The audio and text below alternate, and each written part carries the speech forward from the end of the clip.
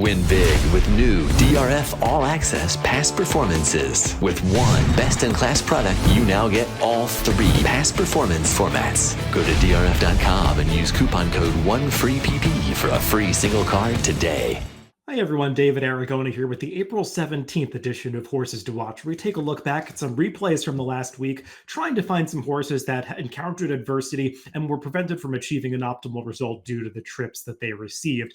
This week, we're going to take a look back at two races from last Saturday at Keeneland. This was Lexington Day. I'm not going to talk about that race, but I will discuss another stakes on the card, as well as an allowance race that took place just before it. These were actually consecutive races on that Saturday, April 13th. Keeneland card, races 8 and 9, beginning with the 8th race of the day. It was an optional claiming event, $100,000 the optional claiming price, non-winners of 3 other than the allowance condition, going a mile and a 16th on the dirt with that short stretch run at Keeneland. And we can break these runners from the gate, and I want to focus on the number 7 Classic Catch. Now, Classic Catch doesn't have trouble in the sense of encountering traffic or anything of that sort, but I want to discuss this race as a means of talking about the track profile for Keeneland on this Saturday card, and just Keeneland in general, because there's been this narrative that Keeneland has been a speed highway at this meet and it's impossible to come from off the pace.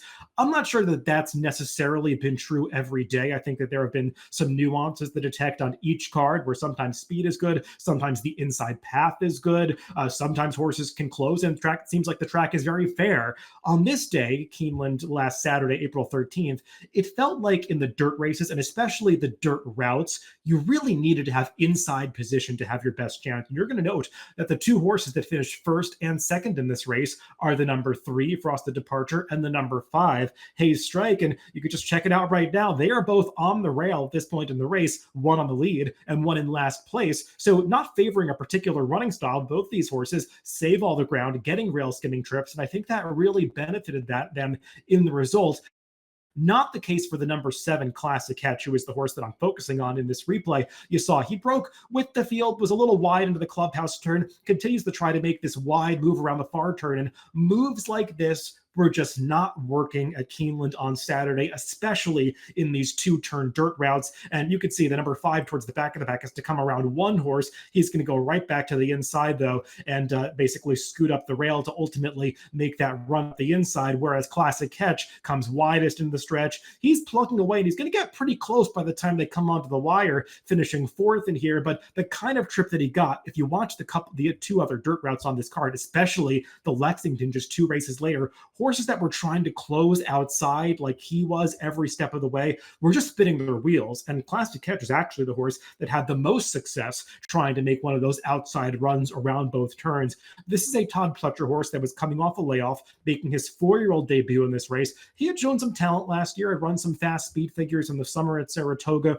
and then once at Aqueduct in the fall, where he didn't get the best trip in an off-the-turf stakes race. Coming back off the layoff here, it seemed like he was training really well coming into this race. I watched some of his workouts at Palm Beach Downs, and he was actually outworking Tappet Trice, that multiple grade 1 placed horse from his 3-year-old season last year. And Classic Catch was going better than that rival in, I think, 3 different workouts that I watched coming into this 4-year-old debut. So I think this horse is doing well this year, just didn't encounter the best situation to have success last Saturday. I think we're going to see a step forward for Classic Catch when he makes his second start off the layoff next time out. The next race that I want to talk about is the very next race on this Saturday, April 13th card at Keeneland. That is race 9. It was the grade 1 Jenny Wiley, one of the future races on this card, going a mile and a 16th on the turf for the fillies and mares. Now, this race was just a merry-go-round.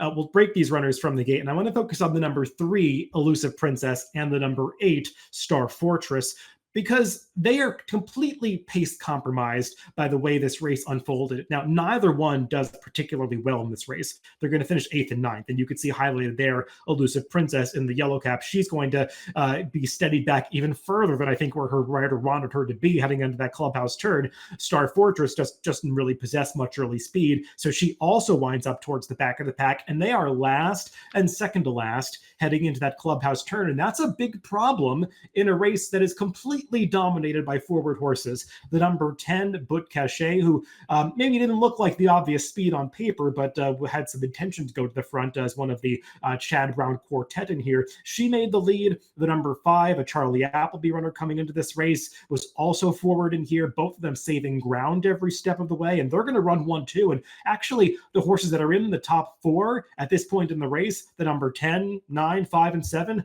they're the horses that complete the superfecta, finishing first 4 positions across the wire. And it just turned out to be impossible to close. And that's due to the fractions. I mean, you see some of the splits going up on screen. If you look at the Timeform US pace figures for this race, they are all color-coded in blue, indicating a slow pace at every single call. And that really works against both the 3, Elusive Princess, and the 8, Star Fortress. And you see Star Fortress here. I mean, she's making the worst move possible in the slow-paced race, trying to slingshot around the field, going 4 to 5 wide at the head of the stretch. That's Elusive Princess behind her, who actually got caught a little bit in traffic. She was trying to follow a horse who was 1,000,000 to 1 in this race into the stretch, so not really gaining any momentum at that point, actually going in the wrong direction. And when you lose some momentum coming into the stretch in a race where the horses ahead of you have plenty of energy left in the tank and are sprinting to the wire, you just have no shot to make any impact in the finish, and they are going to cross the wire 8th and 9th. Star Fortress actually makes a bit of a run to almost contest 6th place across the wire, but again, no factor in this race. Elusive Princess, probably this grade 1 affair was a little bit ambitious for her. She was a bit of a price in this race, but she has been pace compromised now twice in a row. She was also against a slow pace situation in her prior start at Tampa Bay Downs in the Hillsborough. That was a smaller field where it looked like she had the tactical speed to be more forward, but for whatever reason, her rider on the connections decided to take her off the pace that day. Didn't work out. Definitely didn't work out in this larger field, tougher spot of the Jenny Wiley. I think she's a better horse than the last couple of results indicate. And Star Fortress, again, bad pace situation, wrong trip, trying to go wide around the field around that far turn. She put forth a big effort in her U.S. debut last year at Churchill Downs, winning off by 10 lengths with a gigantic speed figure, whether you look at Timeform US or Buy or any speed figures. Star Fortress ran a big number that day, has not been able to replicate it since then, but I think she really used her stamina in that 9 furlong race at Churchill that she won so impressively over less than firm ground. I believe the course was rated good that day. It might have been closer to yielding just based on the way the race played out. And subsequently, she's run over firmer turf courses in mile and a 16th and mile and an 8th races.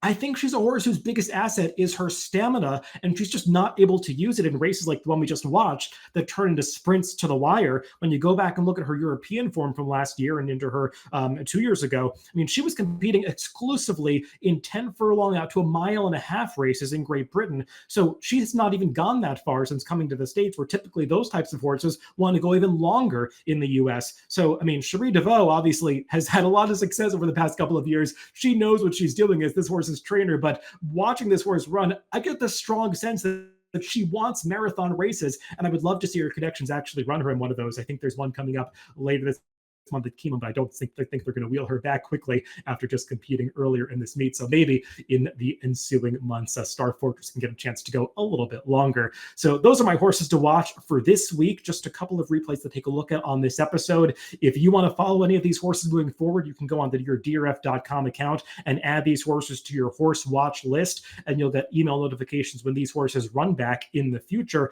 Also, you can go into your DRF formulator or Timeform US past performances and add trip notes for some of these trips that we talked about, or trips that you see on your own, and those trip notes that you make in the past performances will show up when these horses run back in the future in their running line. So those are all the horses to watch this week. Hopefully this gives you some insight into how to watch trips, because that is one of the biggest edges you can have as a horse player, just doing the work of watching trips, making your own notes, and some of the tools that we provide at DRF make it easy to do that. So thanks for tuning in to Horses to Watch, and we'll be back next week with another edition of Horses to Watch.